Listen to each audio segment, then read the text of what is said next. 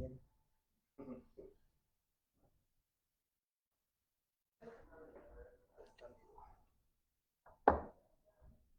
Como vamos a estar un poco lejos, me voy a despeinar.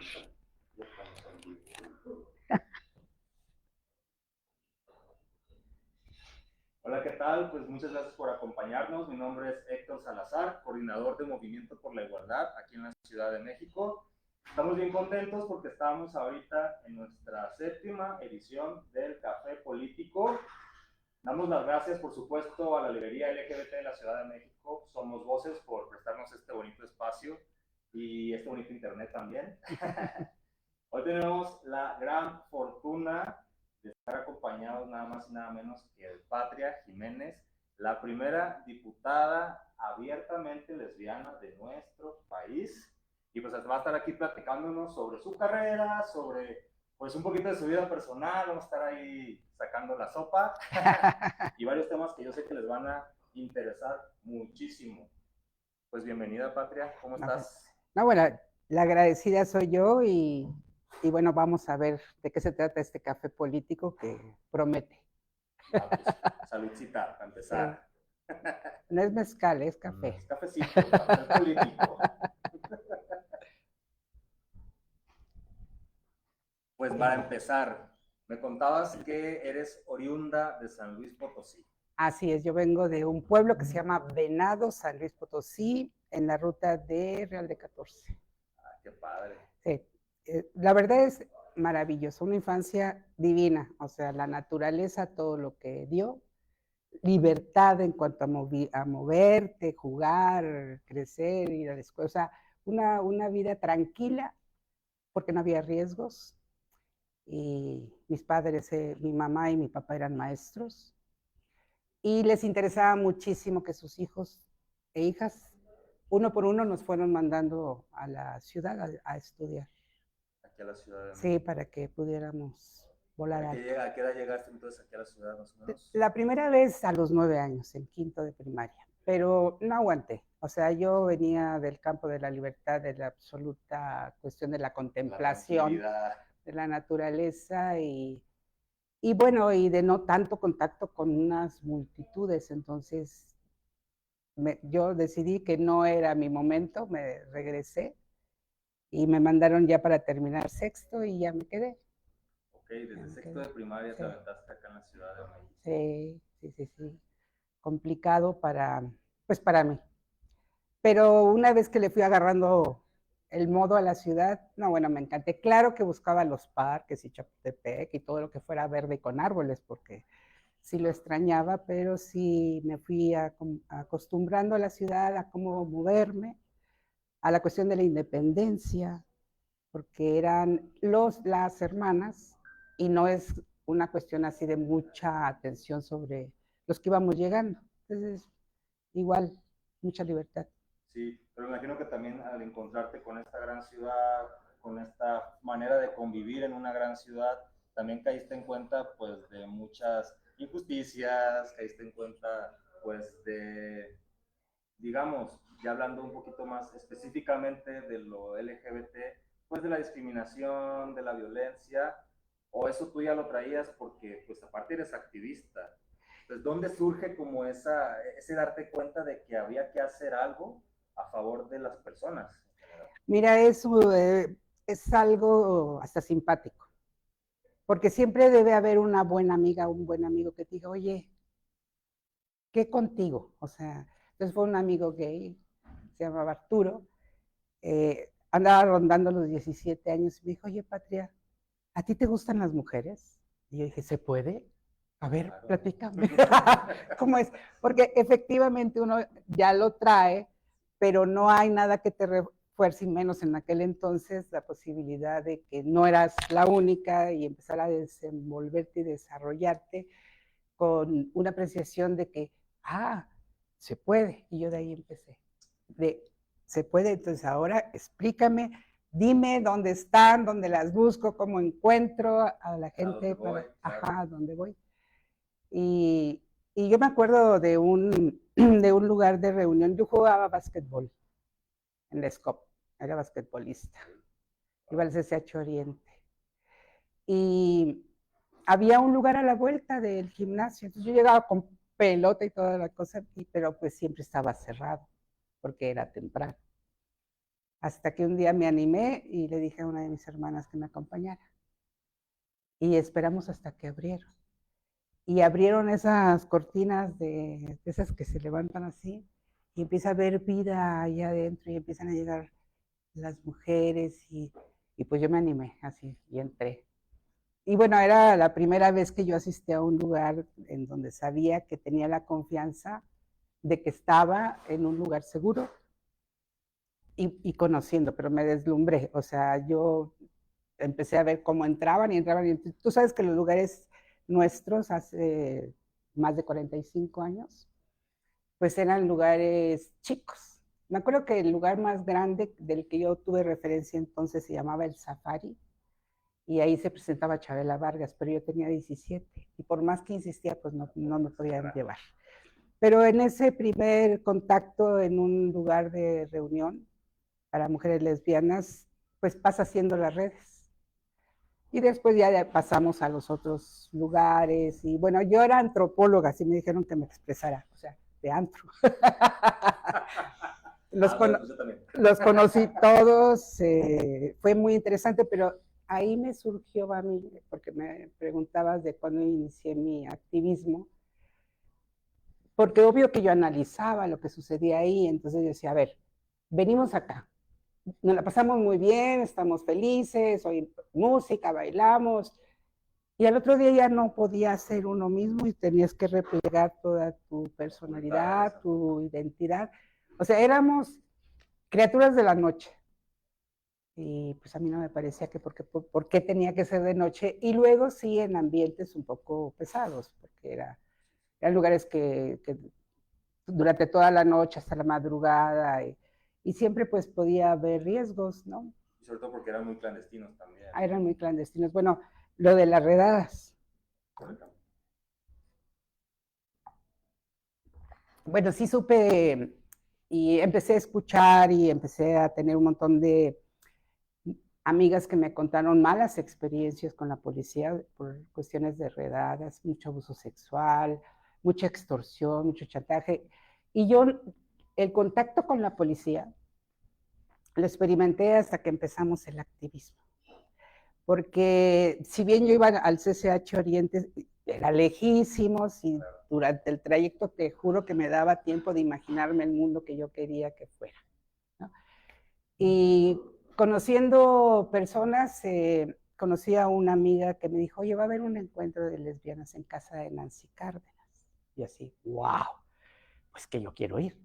Dice, bueno, pues te veo a las 11 de la mañana, y me dijo el lugar, y yo ahí a las 11 de la mañana, y como la canción, y nos dieron las 12, la 1, estaba yo ahí plantada, pero no me podía ir, porque para mí esa era como una promesa de algo, es el evento mismo de ir a un encuentro, y creo que era el primero, a casa de Nancy Cárdenas, que al menos sí conocíamos que era una mujer que hacía teatro, directora de teatro, escritora, o sea, una mujer fantástica, ¿no?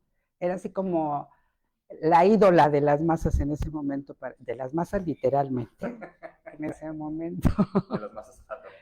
Y fíjate que sí llegó mi amiga, tardó, pero llegó, y fuimos, y entramos a la casa de Nancy Cárdenas a una hora en que todo el mundo se había ido a comer, y todo, entonces, pero después empezó a llegar, como en el primer evento, como en el primer lugar de encuentro al que asistí, empezaron a llegar muchas mujeres. Entonces yo así con los oídos siempre dispuesta a escuchar, a aprender, a ver de qué se trataba. Entonces, mujeres, hablando de política, de feminismo, de organización, yo dije, yo de aquí soy.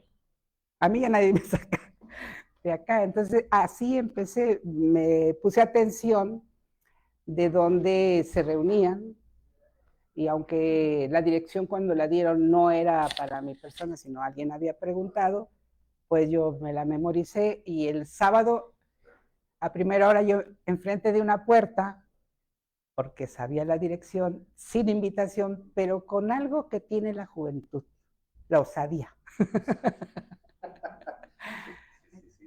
toqué la puerta y me encontré con el primer grupo de lesbianas, Soy Cabet. Sí.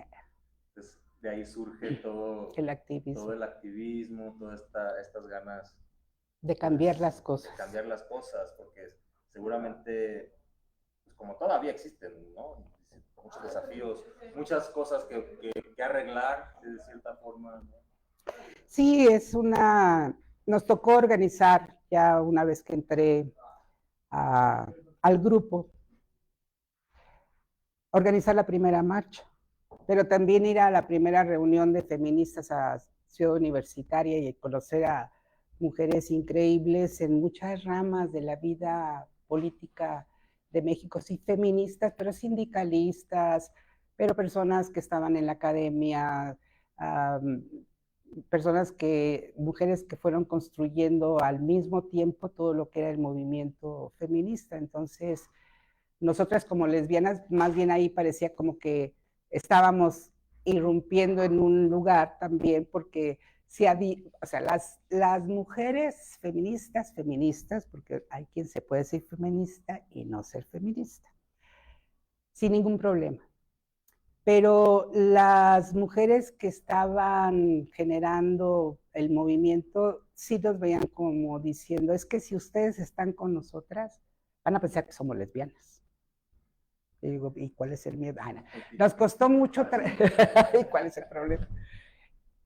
Y estuvimos caminando juntos, bueno, juntas, los grupos de lesbianas con los grupos feministas. Y eso yo creo que también fue una ventaja, porque ahí tuvimos las bases ideológicas sobre las cuales trabajar, la cuestión de la discriminación, la violencia, la separación, la cuestión del cuestionamiento de los roles sexuales que le tocaba cumplir a las mujeres, que le tocaba cumplir a los hombres, la desigualdad en el salario, lo que tú decías.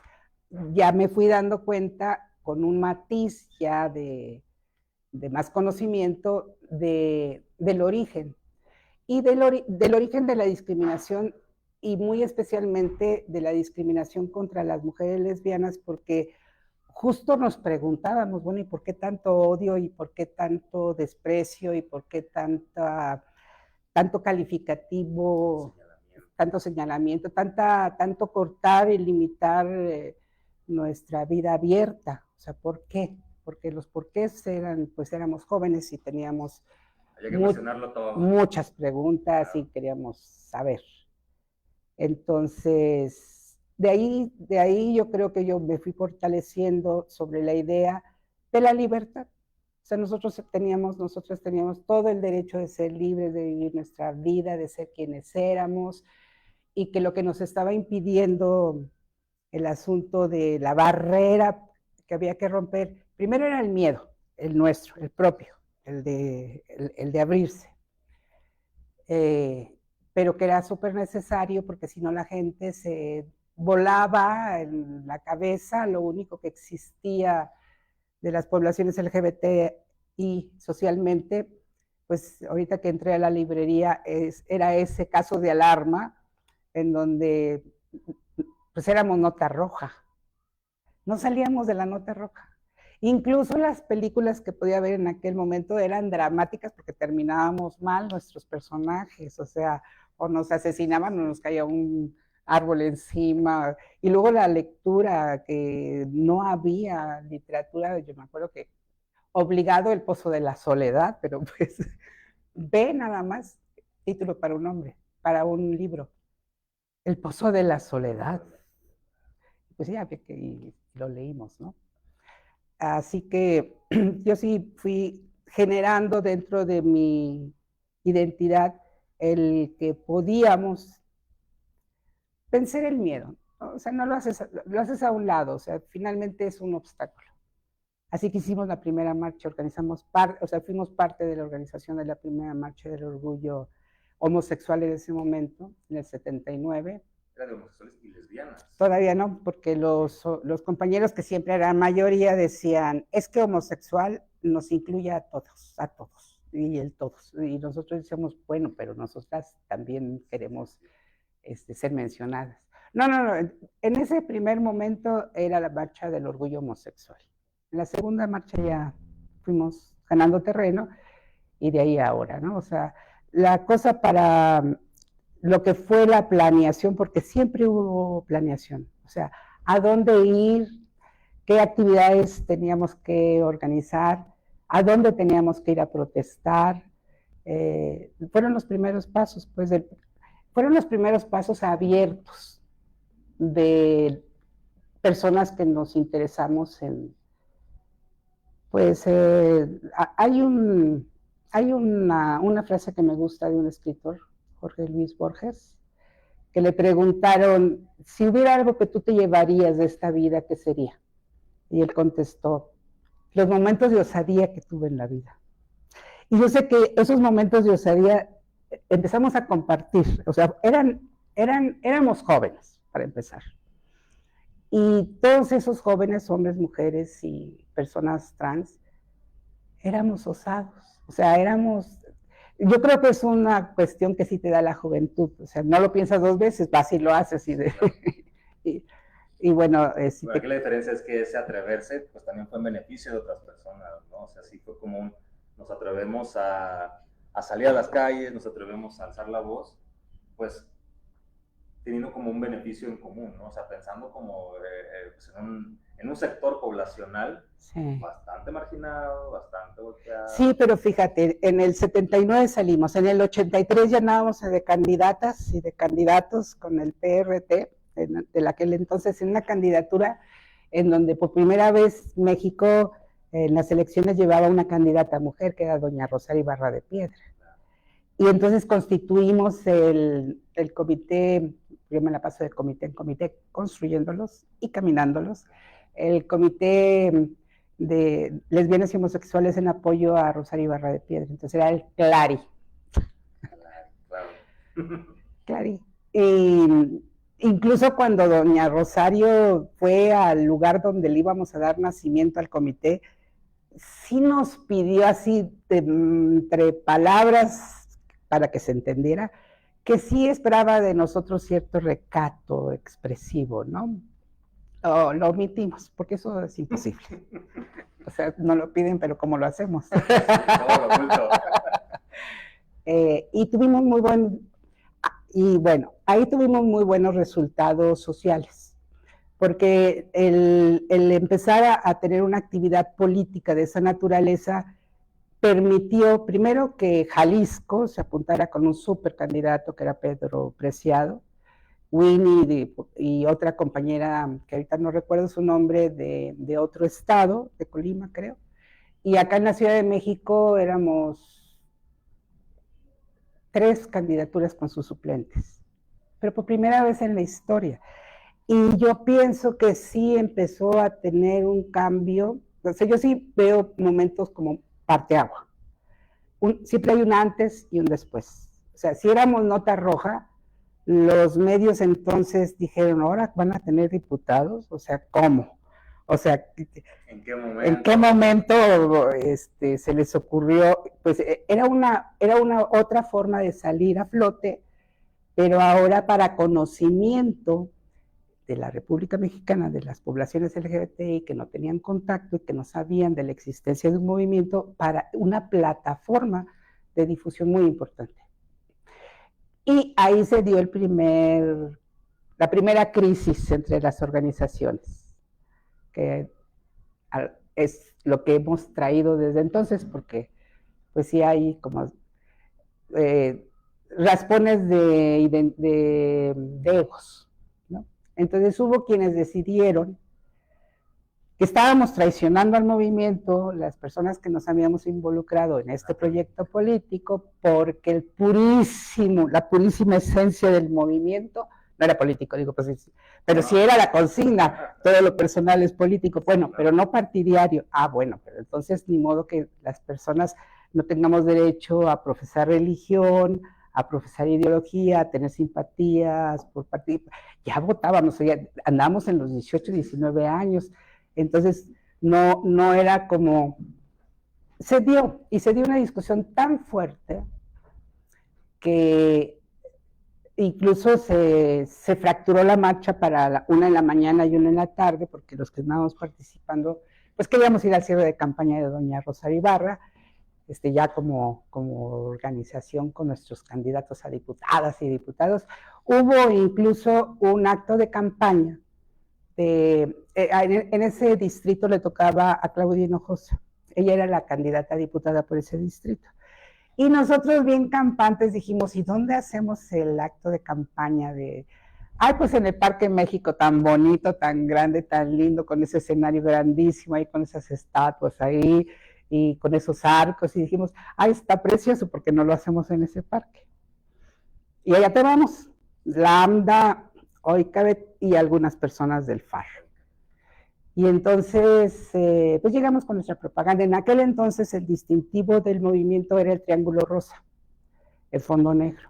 Y pues así eran nuestras banderas, y pues llegamos con banderas y con los pósteres que el partido mandó hacer, y pues llegamos un centenar de personas, encantadas, felices, no iba a pasar nada, pues resulta que era un parque en donde se reunía una pandilla, y que al vernos, rápidamente parece que se organizaron y así llegaron y estaban por ahí viéndonos, y en lo que nosotros poníamos, bueno, empezamos a arreglar el lugar con banderitas y de colores y todo el asunto, a poner la bocina, y acá andaba las pruebas de sonido cuando los chavos se dejan venir, ya se había formado un grupo importante de ellos, y se dejan venir, pero pues traían palos y traían chacos y pues lo que te pudieras haber imaginado, y vienen hacia nosotros. Entonces, bueno, nosotras estábamos ahí, fuimos a ver de qué se trataba un poquito, y nos dimos cuenta que los jóvenes vándalos querían sí golpear, pero a los hombres. O sea, ellos venían sobre los compañeros gays. Entonces, todo eso lo ves en el momento. Entonces, todas las mujeres nos pusimos al frente y dividimos al choque, ¿no? Nos pusimos de barrera, y como sí empezaron a soltar patadas y empezaron a levantar los chacos, y o sea, se pusieron muy violentos, entonces los compañeros, porque querían volar sobre nosotras, que pues les quedábamos así, entonces querían pegarle a los compañeros. Rápidamente se movilizaron, recogieron cosas y todo, y nos fuimos yendo, y nosotros intentando contener. Nos desbalagamos. Pero resulta que pasa una patrulla y la para una de las compañeras. A veces no sé si decir sus nombres o no, porque eso del closet, o sea, con todo el activismo, pero al menos me recuerdo a Trinidad, que ella sí es abierta, muy abierta, y paran a la patrulla y dicen que nos agredieron y que era un acto político. Entonces, ¿y quiénes? No, pues que esos. Entonces fueron por uno y se lo llevaron y agarraron a otros, y entonces nos dijeron a dónde iban a irse. Te lo platico porque todos los eventos hacen historia, porque era la primera vez que nosotras como grupos llevábamos a los agresores detenidos. Entonces rápidamente se corrió la voz entre todos y fuimos a dar todos a la comandancia. Y al mismo tiempo, pues, a hablar por teléfono. Y vino la gente del partido, y vinieron abogadas, y vinieron periodistas, y al rato aquello era una romería, con dos sujetos atrás de las rejas, porque nos habían agredido en un evento político. No te lo voy a contar así de largo, pero el asunto es que también fue un éxito, porque se difundió mucho, y convocamos un acto de desagravio para la semana siguiente, para el sábado siguiente. Por cierto, llegó otro joven a preguntar por los que estaban ahí. Ese también lo guardaron. Entonces, a la semana siguiente, en vez de la centena de 100 personas que éramos en un principio, llegamos 5,000. Y pues eran las calles de la Condesa. Y le dimos la vuelta a las calles de la Condesa con las consignas de las calles también son nuestras, y estaban los jóvenes ahí, pero pues ya con las manos en los bolsillos, pues es que ya éramos una multitud. Si te das cuenta de eso, lo que fue creciendo en nuestra, para beneficio de lo que se estaba haciendo los jóvenes de ese momento, es que supimos que era la fuerza. O sea, que sumar era lo más importante, porque ahí no había donde estuvieras adelante, ahí estabas adelante, atrás, a los lados, o sea, todo, no había carriazos. Ahí todos estábamos, ahí no había carriados, y eso pues es interesante porque te sentía, o sea, se fue acuerpando un movimiento, ¿no? Me gusta esta parte que mencionas de la osadía, porque bueno, desde chiquita sales de tu casa, lo cual ya es un acto de valentía también, llegar a la Ciudad de México, comenzar con estos trabajos de activismo que también tuviste que atreverte, salir, pues de, digamos, de esa zona de confort o de esa barrera, derribarla. Y así ha sido con tu carrera, creciendo, creciendo, creciendo, y de pronto en 1997 te conviertes en la primera mujer abiertamente lesbiana que tiene una diputación a nivel federal. ¿Cómo fue en ese momento? ¿Cómo fue el proceso de entrar a decidir, quiero llegar a ser diputada? ¿Cuáles fueron los desafíos también? Y pues con qué te encontraste ya toda vez que estuviste dentro de la Cámara con tus, ahora sí que tus 499 compañeros. ¿Cómo fue? Bueno, yo no sé si tienes tiempo, si no después les escribo un libro. Échalo, échalo. eh, Primera situación, no iba a llegar a la Cámara de Diputados por ser lesbiana, nomás así. O sea, venía todo un trabajo que estuvimos haciendo cotidianamente, diariamente, en movilizaciones, en dar pláticas en las universidades, a donde nos invitaban. Después de la primera marcha, nos convocaban a la televisión, a la radio, y sobre todo los estudiantes. Y yo ahí sí quiero hacer un reconocimiento a lo que era nuestra juventud en aquel entonces.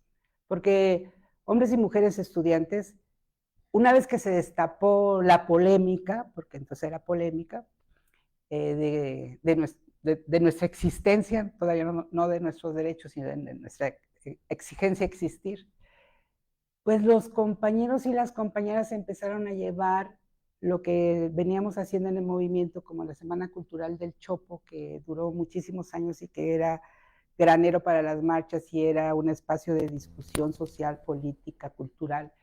Y los jóvenes decidieron llevarlos a sus escuelas. Y no hubo una escuela en esos años que no tuviera su evento de diversidad sexual, al menos en la Ciudad de México, pero deja que te diga, públicas y privadas, católicas y la Prepa 7, y el CCH y la UNAM y Facultad de Ciencias Políticas o de Medicina. O sea, estábamos empezando a generar en aquel entonces el llevar el tema ya a las escuelas, que a mí me parece que también eso fue muy importante. Y mi actividad política, porque ya para el 97, pues yo ya tenía 40 años. O sea, ya había pasado toda un espectro de avanzar sobre, pues, nuestra agenda. Y en el 94 surgió lo del ZL. Claro. Y nosotros nos sumamos solidariamente a los cordones de ciudadanos se llamaban cordones de paz, para estar entre el gobierno beligerante que quería exterminarlos y los compañeros, compañeras indígenas zapatistas que tenían una confrontación ya de frente contra el Estado y todas las injusticias que ellos vivían, y entonces que habían dicho ya basta. Y en un primer momento el gobierno se llevó al ejército. Entonces nos movilizamos de tal forma, y también ahí fue otra lección muy importante de reconocer. Por primera vez nos movilizamos como organizaciones de la sociedad civil. Al llamado de no nos dejen solos, nos fuimos así, pero es decir, no nos conocíamos a nivel república, no sabíamos cuántos éramos, y cuando llegamos a Chiapas para contener la cuestión de decir, aquí se dialoga, no se dispara, éramos tantos y de tal índole de grupos, de clases, o sea, estábamos representados así como lo que es México, ¿no? O sea, bien súper diversos las organizaciones, bueno, poder convivir con las monjas y el Claro, claro. padre Samuel y nosotras lesbianas y todo abierto y pues sí, también eso nos logró ubicar como una fuerza social que de integrarse le podía dar vueltas a la historia de este asunto. Bueno, ¿por qué fui diputada? Por todo ese trabajo, pero entonces yo tuve una deferencia, Marco, el subcomandante, en los acuerdos de San Andrés Larraiza, o San Camchen de los pobres, para ponerlo en términos de ellos, se hizo mesa sobre ahora lo digo, la reforma del Estado. ¿Y quiénes fueron allá? Porque Marcos y los zapatistas eran Marco y los zapatistas. Pues se dejó ir toda la clase política. Todo el mundo quería acoger ese movimiento. Y nosotras íbamos como grupos. Anécdota. Llevábamos condones, que era lo único que podíamos conseguir y poder compartir, porque la Secretaría de Salud nos estaba dando, porque estaba la cuestión del VIH y todo este rollo. Entonces llevábamos unas cajas. Y por cierto, alguna vez nos dijeron, pues, ¿cuánto tiempo piensa quedarse? Eran muy simpáticos. Los zapatistas, la verdad es que eran súper simpáticos y así. Y incluso ellos tuvieron que cambiar muchas de sus posturas con relación a nosotras. Seguro. ¿No? Sí, por ejemplo, preguntó una de las comandantas, bueno, ¿pero qué es ser lesbiana? Entonces alguien le contestó, no, bueno, ser lesbiana es, somos mujeres que amamos a otras mujeres. Dijo, no, perfecto, nosotros también podemos amarlas. ¿Sí me entiendes? Esa candidez de autenticidad, de que pues yo no tengo problemas con mujeres que amen a otras mujeres, o sea, pues nosotras también podemos amarlas, o sea. Y que dentro de las comunidades indígenas, pues también hay muchas mujeres lesbianas. Fue maravilloso verlas de la mano con todos sus uniformes y sus rifles y todo, y andaban de la mano. Bueno, el subcomandante Marcos en una de estas mesas no estaba en la mesa en la que yo iba a intervenir, yo llevaba una ponencia que era el ejercicio, era democracia participativa, eran los primeros borradores, ¿no?, políticos acá. Pero las compañeras indígenas zapatistas me pidieron de favor que si podía leer su comunicado, el de ellas, porque no les daba la garganta. O sea, no, el pánico escénico para mí siempre ha sido, y ellos dijeron, sorry, ¿no? Y yo dije, sí, claro, con mucho gusto. Pero entonces cuando me va a tocar hablar a mí, que yo estaba bien relajada, de pronto entra el subcomandante Marcos con todo el enjambre de periodistas que lo perseguían durante todas sus apariciones, y todos los cuadros de los partidos, todas las jefaturas de los partidos de ese entonces se sientan en la mesa, y dije, demonios. Pues sí, pues es que ya era otro escenario. Entonces yo leí y expliqué que era el comunicado de las compañeras zapatistas y luego mi intervención. Y entonces para el subcomandante Marcos, yo dije, no, ahí viene. Entonces se da toda la vuelta desde donde estaba y viene hasta mí, así, seguido de todos esos periodistas, y lo dice para todo. Yo apoyo tu propuesta, la firmo. Entonces, eso lo vio pues todo el pleno que estaba ahí. Entonces, cuando se llegó el momento de que iba a haber listas, era el 97, iba a haber listas, tenía que meterse quién quería participar como candidatas, pues a mí acompañé a una compañera al pleno del PRT, donde ya se iban a designar las candidaturas.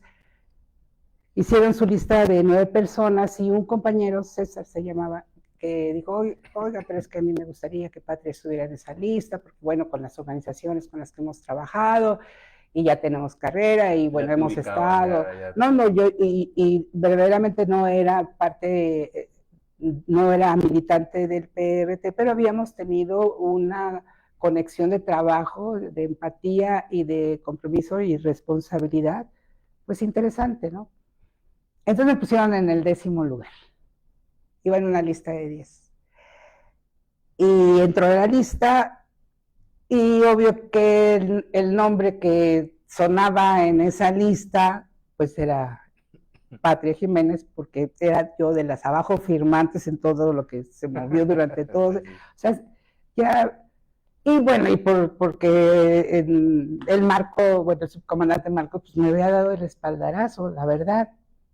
Entonces ellos dejaron, era el PRD, en alianza con el PRT, tenían un lugar para el PRT, y yo iba en la lista del PRT. Pero esa discusión, porque fue abierta, que dio el PRD para saber si estaban o no estaban preparados para una candidatura abiertamente lésbica, se dio en el último momento. Siempre nos mandan a la madrugada, ya cuando todo el mundo está cansado, entonces sacan la discusión. Todavía sucede. Sí, en Naciones Unidas y en todas partes ya ese es un constante. Es un tema como que vas dejando para el último. Y en ese congreso se discutió y se votó. Y dijeron, sí, sí, estamos preparados, hay que hacerlo. Entonces me voy a la lista pluri y así fue como llegué a la lista. A la bonita lista. Y así fue como después pero pues es una cosa que es muy importante resaltar. Teníamos a Cuauhtémoc Cárdenas como candidato para la Ciudad de México. Un hombre de un arrastre, de una convicción, claro, todo de una calidad moral. Entonces iba a haber una votación interesante, pero nosotros decidimos hacer una campaña abierta. Y bueno, te lo voy a dar así como para que la gente se entere.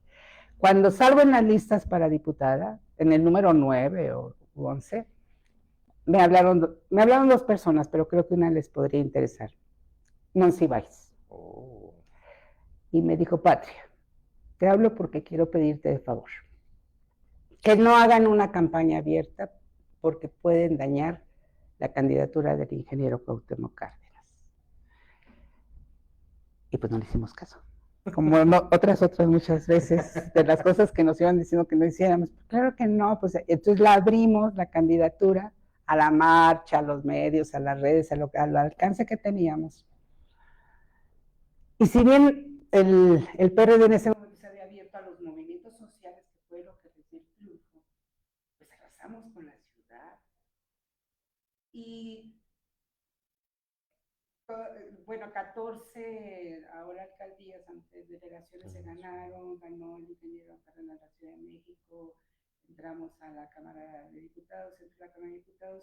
¿Y qué es una de las ventajas de estar en los procesos políticos? Que todavía había racias, habían hecho una racismo que me desmienta a ti, tú vas a conocer, de que llegaron a uno de sus lugares y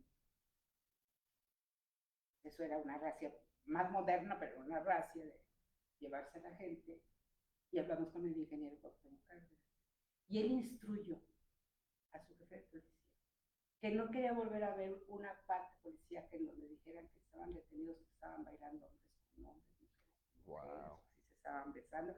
O sea, que no quería que esas cosas persistieran en la historia de la Policía Nacional. Y se acabaron las racias, por decreto.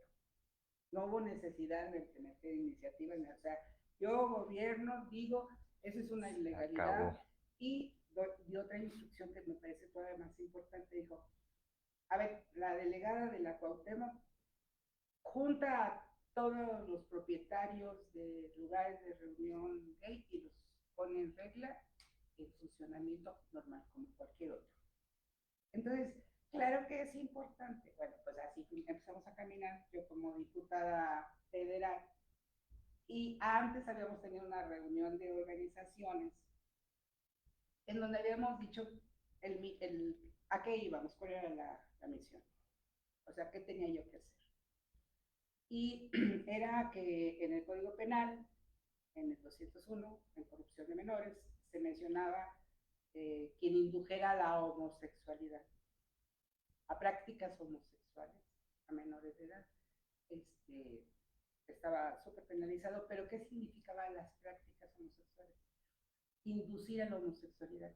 Pues que no podías hablarlo. No. Y por ejemplo, para los educadores, para los maestros, maestras, pues no se te podía notar absolutamente nada porque todo era inducción.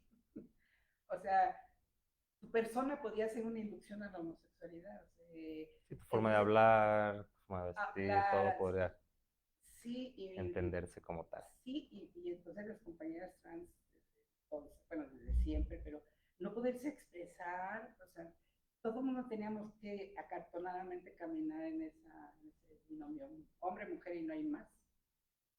Entonces estaba en el Código Penal como un agravante en el delito de corrupción de menores.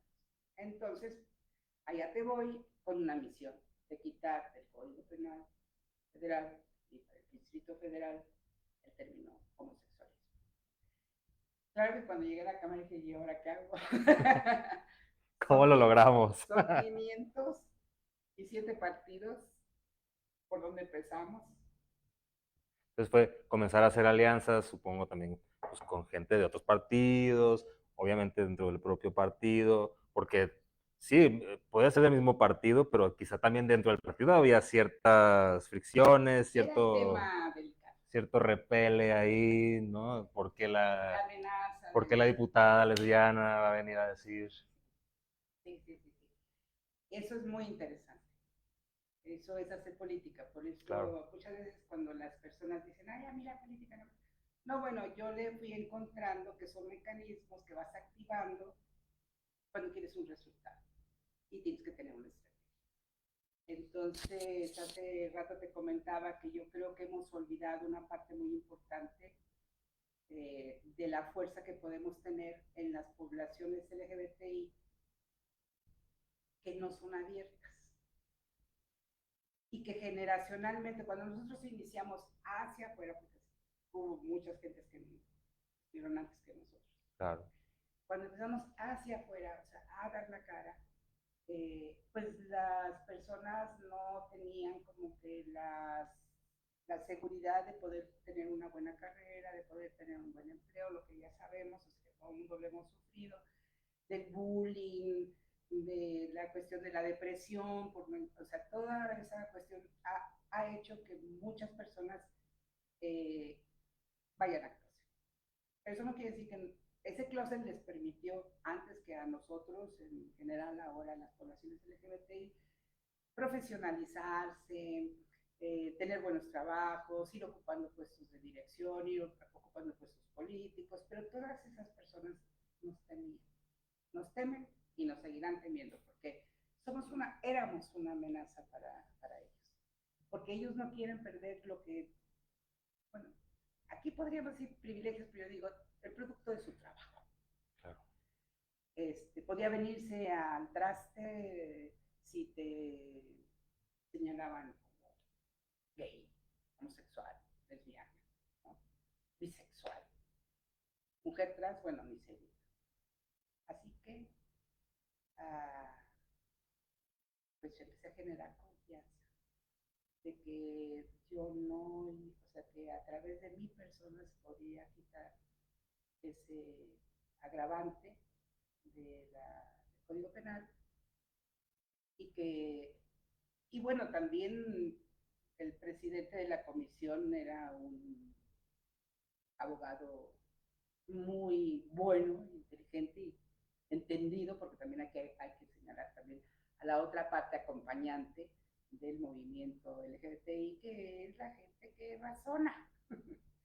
Entonces, el presidente de la comisión, bien, hubo intentos ahí de algunos diputados de Acción Nacional, pero no hallaban cómo detenerme, porque pues estábamos al tipo. Yo era diputada y ellos también. Claro.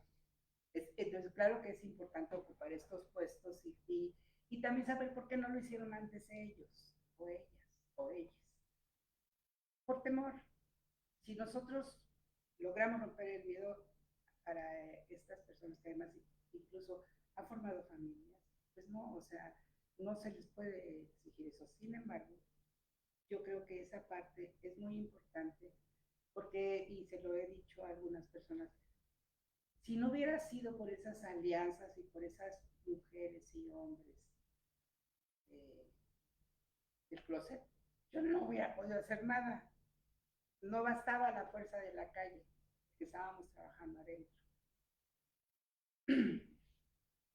Con estrategia y sin mucho ruido, porque venía el Papa, para esas fechas venía el Papa, entonces no queríamos darle así como mucha difusión al asunto de que se estaba trabajando sobre el asunto, porque si venía el Papa, pues iban a darnos, Sí, iba a generar un... iban a darnos suelo.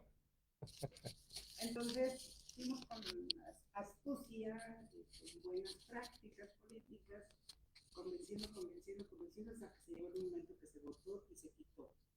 La palabra homosexualismo se conoce. Era una piedra. Sí, es un gran logro también para... Y se llama bueno, claro, discriminalizamos, Sí, o sea, que lo quitamos de que fuera un agravante. que justo llevaba apenas 7 años que dejó de ser considerado como una enfermedad. ¿Te puedo cambiar tu micrófono? Creo que el tuyo se apagó. Entonces, de pronto yo hablo un poco más fuerte. Entonces. ¿Cómo nos escuchamos allá? Que nos digan.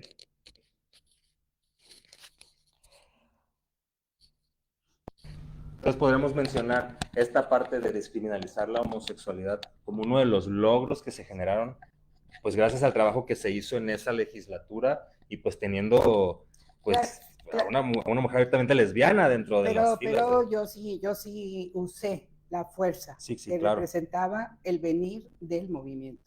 O sea, yo sí tuve que llegar a decir en algún momento, bueno, ¿a quién quieren aquí afuera? ¿A Provida o al movimiento gay? Y el movimiento que ya hacía, bueno, el movimiento lésbico gay, bueno, LGBTIQ y lo que se gane, ya era una expresión, ya movilizaron más personas a la marcha que cualquier partido político. O sea, ya habíamos, ya éramos una fuerza social. Llegaba más gente a las marchas LGBT que a las marchas del partido que fuera. Incluso llegamos a estar por encima de la mayoría de las expresiones, de las manifestaciones y de los acarreos. Lo superamos. De hecho, estábamos muy enfilados a que se hiciera la marcha mundial LGBT aquí en Ciudad de México. Es otro asunto, es importante, pero sí quiero dejar como clarito que sin movimiento conquistas no. La Ciudad de México se consigue lo de matrimonio igualitario y se consigue lo de las actas de reasignación sexual para las personas trans y se obtiene también la posibilidad de las parejas homoparentales y lesbomaternales a poder registrar a sus hijos, porque no se podía.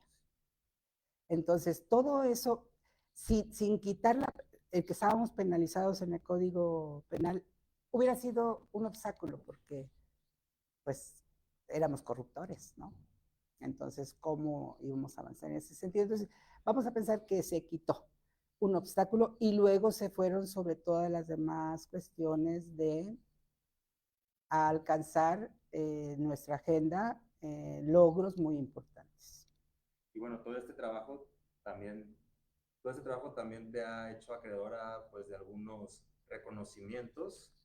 Tengo entendido que recibiste el Speak Truth to Power de la Fundación Kennedy y que estuviste nominada también para el Premio Nobel de la Paz en 2005. A ver, cuéntanos, ¿cómo fue? Bueno, lo de Truth to Power, poder a la palabra, este reconocimiento que hacía la Fundación Kennedy y también el ser, lo que te otorgaba era estar dentro de las 60 personalidades en el mundo reconocidas por su trabajo en materia de derechos humanos. En mi caso, pues específicamente de las poblaciones LGBTI.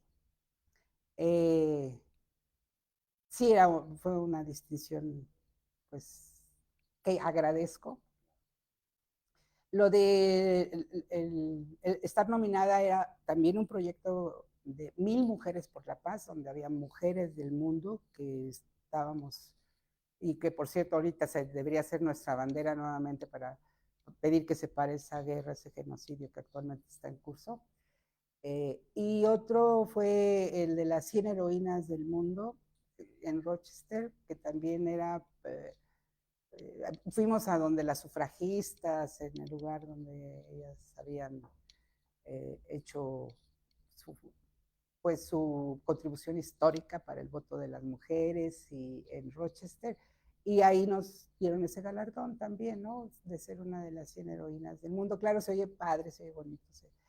Y un donativo de $1,000 que después vino a parar al closet de Sor Juana. Sí, pero también un enlace muy interesante, cuando fui diputada, sí fui invitada, además, y eso muy independientemente de las nominaciones, los premios o los reconocimientos, el movimiento bueno, yo fui como diputada al movimiento allá, a los diferentes estados de Estados Unidos. De hecho, muy al principio de la legislatura me dijeron, oye, Patria, ya estando allá con los senadores en Nueva York, me dijeron, oye, Patria, ¿y por qué ustedes nada más llegan al hemiciclo a Juárez y si ni caben ahí? Sí, porque nosotros, claro, esa era una marcha que ya empezaba a tener público de que venían de muchas partes a la marcha. Y dije, ¿y por qué nomás llegamos ahí hasta el Ángel? ¿Por qué no llegamos al Zócalo? Pues como un movimiento. Entonces debo de reconocer, yo traje esa idea, ni siquiera era mía, pero yo la vine a aplicar. Y ese año, ya cuando estaba candidata, ya cuando era diputada, esa intención que tuvimos creo que era el 98, fue un paso más, Zócalo. Y fue que llegamos al Zócalo y entonces sí se vio la magnitud de lo que representaba la movilización de las poblaciones LGBTI en la Ciudad de México, porque por primera vez los medios de comunicación dijeron que el primer cuadro estaba paralizado por una movilización multitudinaria. Porque siempre decían que éramos 10, 15, 20 mil. No, acá ya dijeron, se movilizó el centro, está hasta el full, está tomado por una supermovilización. Entonces, todos esos pasos. Nunca dejé la organización de la marcha. Allá fue Jesús, allá Tito llegó en una cosa bellísima ahí de una grúa y él volando como ángel blanco. O sea, todo el performance. Sí, los carros, todo, o sea, pero fue muy padre llegar al Zócalo. Ahí sí hubo un momento en que yo sí dejé lo de la marcha porque los empresarios la disputaron. Y pues su fuerza y es... Pero la verdad, yo no sé por qué pelean, porque nosotros reconocemos que los lugares de reunión para la diversión, el entretenimiento, pues son semilleros de la marcha. O sea, gracias a la difusión que se hacía en todos y cada uno de los lugares, es que empezamos a llegar así como, pues corríamos la voz, somos vasos comunicantes y los antros, así se les llamaba, no sé si se les siga llamando. Pues eran eso, o sea, eran nuestros cajas de resonancia. Y ellos decidieron que la marcha la podían manejar, se les dejó, o sea, nos retiramos algunos activistas y después la retomaron cuando ya no estuvieron muy de acuerdo en que la cambiaran de fecha. Los empresarios querían cambiarla de fecha porque siempre llovía y los históricos dijeron no, porque es ese día y entonces hicieron 2 marchas y finalmente el comité histórico se quedó con la marcha. Y más adelante retomamos la marcha con el comité incluyente. Ahorita vamos a pasar a una sección de preguntas, pues digamos incómodas, pero que creo que es un buen espacio para poder desmitificar ahí algunos rumores y ciertas cosas. Pero antes de llegar a ese punto, a mí me gustaría que me platicaras actualmente, presidenta de la Comisión Técnica de Diversidad Sexual del Movimiento Ciudadano. ¿Qué es la chamba que se está haciendo desde ahí? ¿Qué es los logros que se han alcanzado? ¿Cuáles son los objetivos que todavía pues, falta, digamos, por alcanzar o por cumplir? ¿Cómo va? ¿Puedo? Sí. ¿Estamos bien? Mira, tú estás muy bien con bueno. porque ese está directo allá.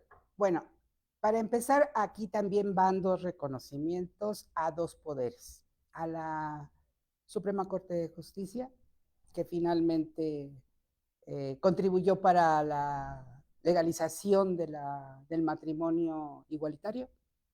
Pusieron ellos la cuestión de que es inconstitucional negarle el derecho a... Ajá. Entonces, bueno, un reconocimiento a la Corte y otro al Tribunal Electoral que finalmente emitió sentencias para que entre los grupos vulnerables, nosotros no somos vulnerables, nos vulnerabilizan, pero finalmente no, o sea, sí hay una carga este, cultural y religiosa y todo este asunto que todavía estaba ahí, sigue ahí. Y entonces el Tribunal Electoral emitió sentencias para que las poblaciones LGBTI pudiésemos tener por obligación, no por contentillo, candidaturas LGBTI en todos los partidos y por obligación. En eso ha habido toda una serie de discusiones, las cuotas arcoíris, ¿no? Sí, sí, que están en riesgo y siempre estamos en franja de riesgo. Entonces, Movimiento Ciudadano ah, lo asume y lanza una serie de candidaturas LGBTI abiertas en varios estados de la República, como lo hacen otros, bueno, la verdad no muchos, o sea, llegó Salma y llegó esta Clemente, y hay una compañera lesbiana de Michoacán en las filas de Morena, y acá en Movimiento Ciudadano yo ya había participado con ellos en los 2006 más o menos, como candidata también en la Ciudad de México, y eran Convergencia. Entonces, habíamos tenido una muy buena relación como partido ellos y nosotros desde el feminismo con un tema que nos preocupaba muchísimo, que fue cuando se dio todo el fenómeno de los asesinatos de mujeres en Ciudad Juárez.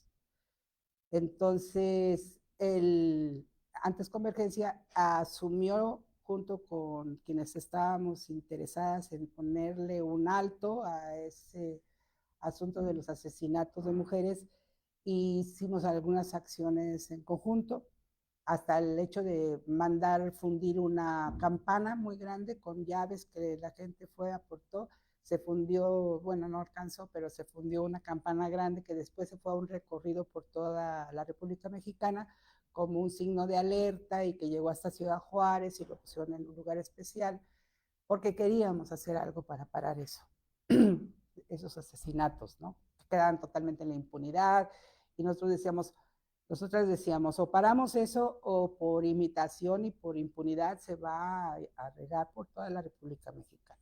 Bueno, entonces los conocía, me conocieron y me convocaron, me llamaron para ver si podía hacerme, que si quería, pues formar parte de la presidencia de la Comisión de Diversidad Sexual para empezar a trabajar en un aspecto muy amplio a nivel nacional, porque todo se concentra en la Ciudad de México, entonces hay interés de que se retome en toda la República Mexicana y no tengo mucho tiempo en esto, hemos estado trabajando muy bien, la Ciudad de México ya tiene representación en todas las alcaldías, Jalisco por su cuenta, pero también estamos muy bien representados allá, están trabajando en los municipios, tenemos 22 estados de la República ya con representación LGBTI formal, bueno, formal en representatividad de Movimiento Ciudadano en 22 estados de la República. Nos falta mucho porque la República es grande y hay que ir hasta el último municipio, pero eso es lo que estoy haciendo, estamos haciendo. Y en todos lados de la República, hasta en los lugares, digamos, más alejados, pues hay personas pues, de la diversidad sexual que pues, están de pronto siendo víctimas, ¿no? De discriminación, violencia en todos los aspectos. Creo que es importante esta parte que mencionas, de lograr llegar como a todo el territorio nacional. O sea, sí, por parte, en el caso de lo que tú haces con Movimiento Ciudadano, pero creo que también es una chamba que le toca a todos los partidos y a todos nosotros en general, ¿no? O sea, no le podemos tampoco dejar todo en las manos no. a los grupos, a partidos, pues. Sí. También es una chamba que nos toca a todos los que estamos involucrados Sí. de alguna manera. Sí, sí, yo reconozco que este tipo de eventos como este nos es primordial porque tenemos que seguir como llevando, pues tener raíces en todas partes, ¿no? Muy importante. Y bueno, ahora sí vamos a pasar a la parte más incómoda.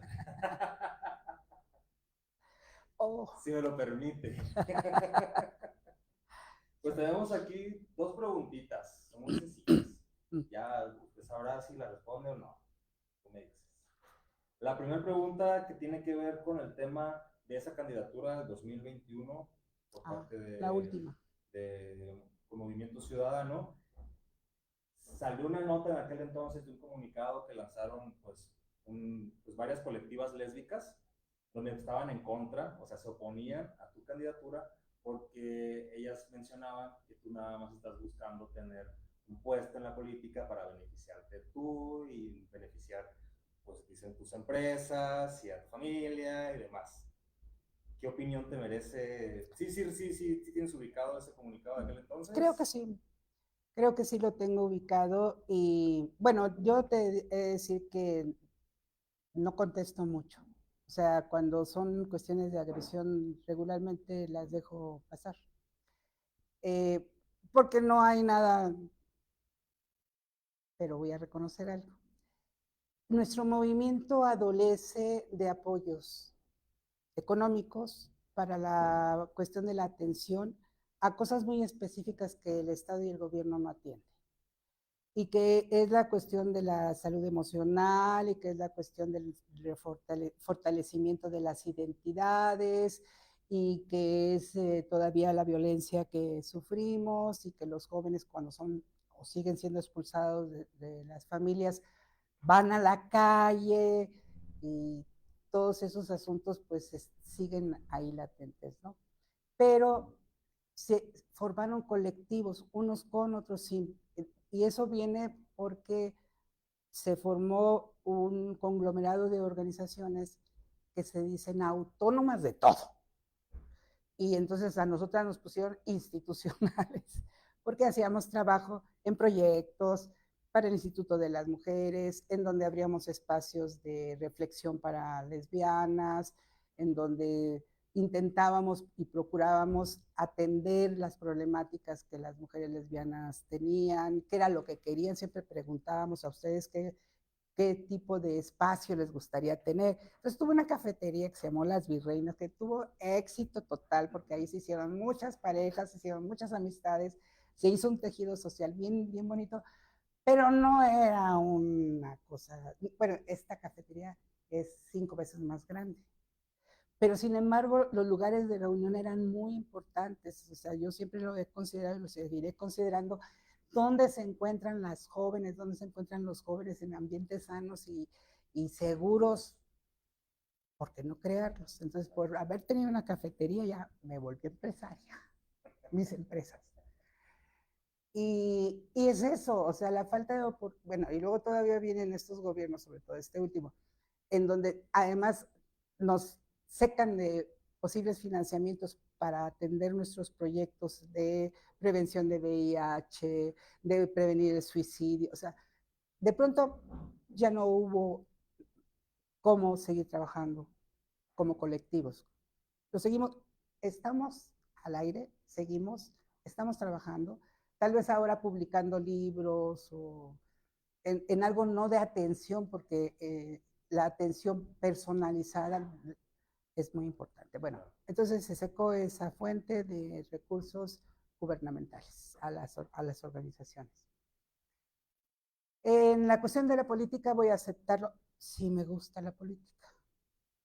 Me hice política, yo no era, pero la vida, bueno, todo en la vida es político, y entonces yo entendí que la política servía como una vocería para hacer en grande la cuestión de, yo siempre he trabajado en movimiento social, para que las demandas de la sociedad sean escuchadas, pero además escuchadas y, y que haya corrección y que haya posibilidades de alcanzar metas, o sea, eso para mí es la política. alcanzar las metas que nos proponemos como colectivo, o sea, llevarlas hasta que sea una consecuencia y que quede formalizado. Siempre en riesgo, siempre vamos a estar en margen de riesgo porque desgraciadamente sí hay, la disputa del poder pasa por querer imponer ideologías. O sea, los gobiernos cuando llegan al poder, no importa de qué partido, quieren imponer ideología, su ideología, su manera de pensar, su manera de que la sociedad tenga que ser. Y yo te voy a decir algo, sumisos nunca, sumisas jamás hemos sido. Entonces no importa quién gobierne, y lo deseamos desde siempre, quien gobierne tiene que gobernar también para nosotros. Entonces, y nosotras, y nosotras. Entonces, para mí esa es la política. Yo no sé qué se imagina la gente que de la política pueda sacar economía. O sea, yo no he sacado economía personal, nunca, siempre he puesto, pero yo trabajo y en los trabajos que he tenido, pero como toda la gente, y no me quejo, aportarle al movimiento es algo que, pues sí, lo hace uno con gusto. Entonces se ha aportado más que lo que he podido. O sea, ¿en qué sí me he beneficiado? En mi proyección personal. Eso sí. Y, sí, y es más, se lo debo a este tipo de personas, porque me hicieron tanta publicidad negativa que me hicieron la villana de la telenovela, y entonces después en la calle me decían, oye, tú eres Patria Jiménez, la mala. O sea, gracias a toda Sí, esa publicidad. la villana es la que tiene más, la que jala más. Sí, me hicieron la villana. Sí, y la otra pregunta, y ya casi para despedirnos, también se corrió el rumor, si mal no recuerdo, en 2019, no, 2021, bueno, 19. tú me dirás, de un mal manejo de dinero dentro del comité Incluyete, que era el comité organizador de la marcha LGBT aquí en la Ciudad de México, pues del cual tú formabas parte, y que pues ahí hubo millones de pesos involucrados, y que quién sabe dónde quedaron, y ahí hubo como todo un tema. Me gustaría que tú aquí ya enfrente de todos los que estamos, todos y todos los que estamos presentes y en las redes, nos contaras. Yo creo, sí, yo creo que la magnitud de la marcha y su impacto visual y su impacto de movilización de recursos para que esa marcha tomara la dimensión que tomó, en donde pudimos ubicarnos en el segundo lugar en ocasiones de la marcha más importante de movilización en el mundo, después de Brasil. Pero Brasil está acostumbrado a los carnavales. Sí, claro. Y todo ese esfuerzo que se logró, que se trabajó para conseguir esa expresión colectiva, pues sí, pues le costó a todo mundo, ¿no? Y si ya sumas todo eso, pues claro que costaba un montón de dinero que la gente llevara esos vehículos con toda esa parafernalia y toda esa belleza y toda la gente que iba allá. O sea, claro que me puedo imaginar que han de haber dicho, wow, esto cuesta millones. Pues sí, cuesta, le cuesta a cada una de las personas que participan. Y aquí se dio una cosa muy importante. Nosotras, voy a hablar nosotras, pero siéntanse incluidos.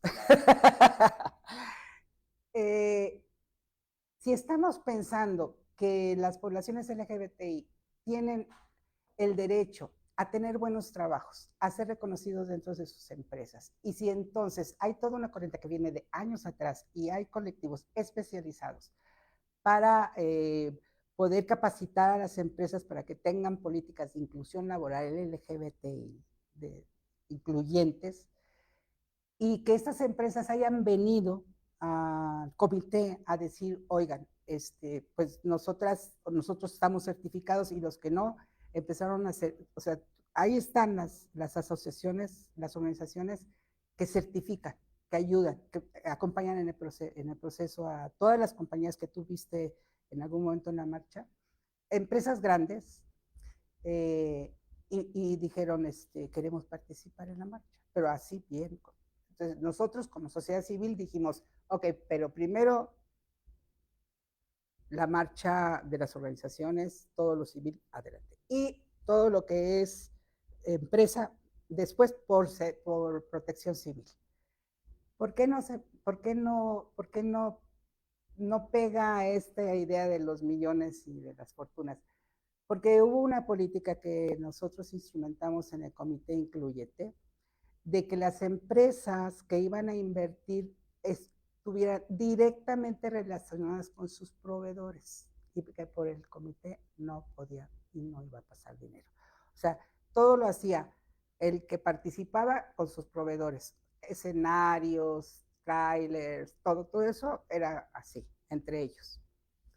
Que sí se cobraba, creo que eran 2,000 pesos por trailer, para pagarle al director de obra, al director responsable de obra, que tenía que ver a todos y cada uno de los vehículos que llevaran todo lo necesario, que ese protocolo de protección civil, y que los escenarios tuvieran que tuvieran aquello, y que no hubiera, o sea, todo eso que ve ese tipo de inspección, ellos sí cobraban. Entonces cobraban 170,000 o 190,000 pesos, y el dinero que se les pedía a los antros, a los negocios y a las empresas era directo para pagar eso. Y ni un quinto jamás, nunca, a una asociación que llevara plataforma. Entonces no había manera, no había manera. Claro, pero pues era tal el brillo de aquello que yo sí puedo pensar que la gente sea mal pensada y diga, no, wow, esta se está haciendo millonaria. Pues no. No, porque se trataba de impedirlo.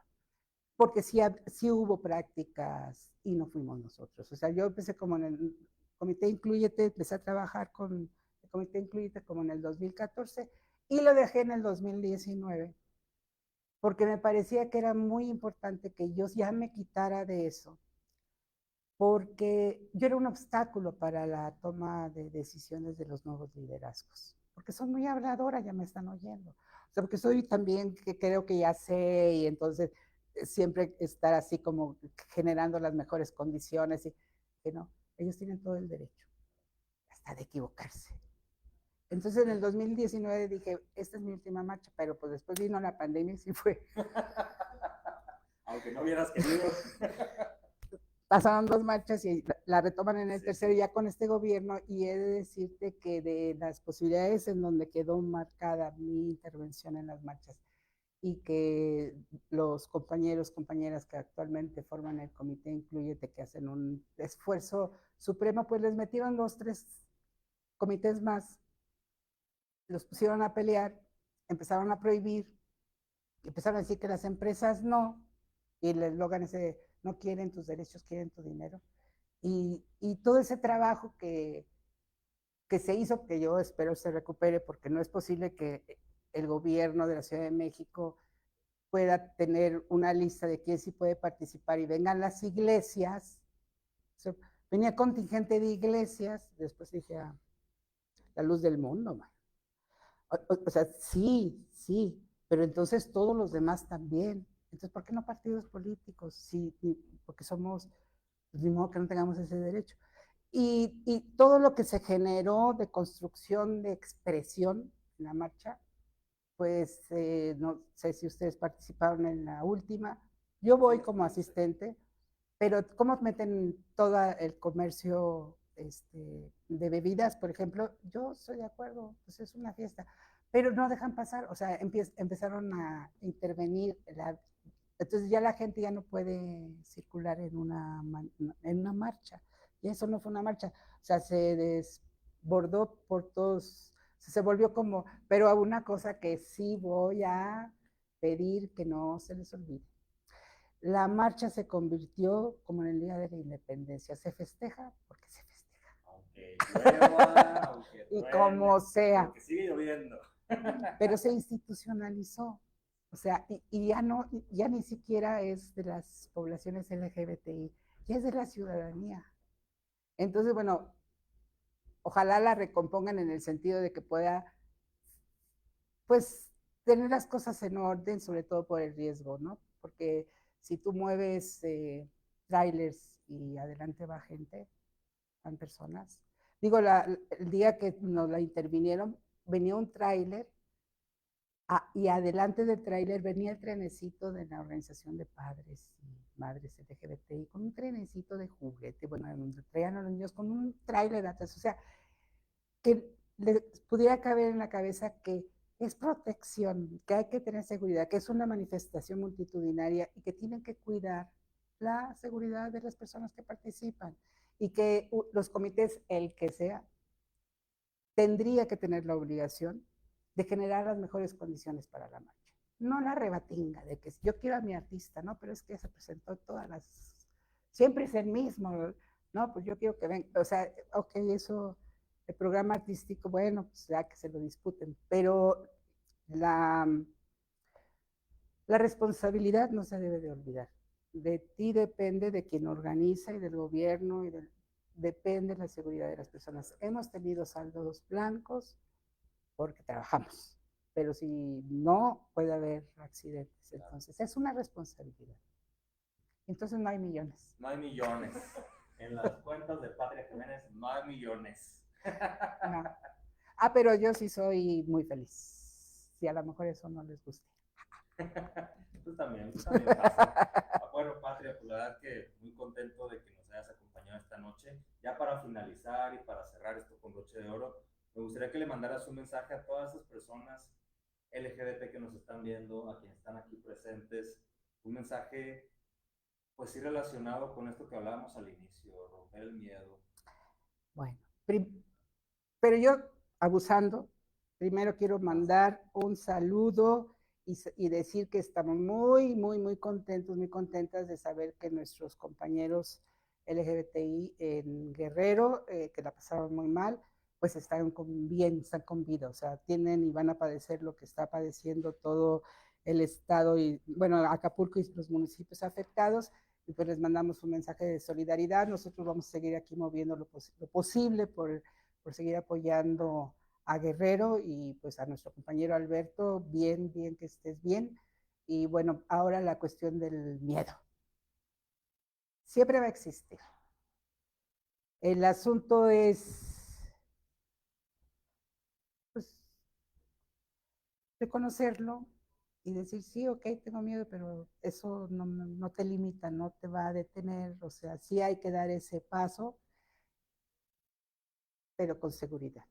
Quiero decir, incluso para la gente muy joven, si no están seguros de su futuro inmediato, recurran a la persona que, ahora sí como comercial, a la que más confianza le tengan, sea la tía, el tío, el abuelo, la abuela, pero intenten no enfrentar solos esta situación. Y para la gente del movimiento, que tenemos que seguir empujando porque necesitamos generar más lugares en donde los podamos, que las juventudes se puedan desenvolver sin la necesidad de tener miedo, ¿no? Y son arrojados como lo fuimos nosotros, son muy echados para adelante, pero bueno, que sepamos todos que no estamos solos, que somos una fuerza que no nos hemos podido concebir a nosotros mismos, cómo seríamos capaces de transformar hacia esa sociedad que anhelamos. O sea, sí se puede,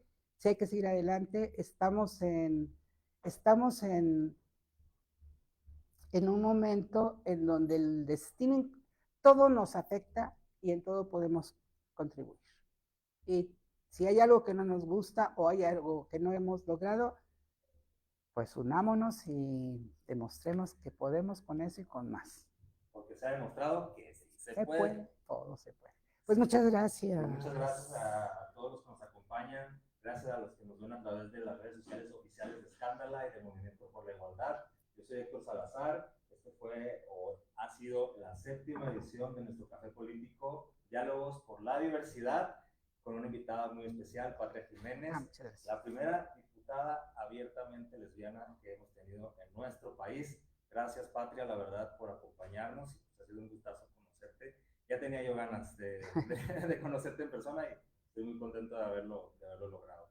No, pues muchísimas gracias a ustedes. Gracias también a la librería Somos Voces por este espacio y pues por acá vamos a andar próximamente con otro invitado especial. Ya les estaremos avisando a través de las redes sociales para que nos acompañen. Nos vemos la próxima.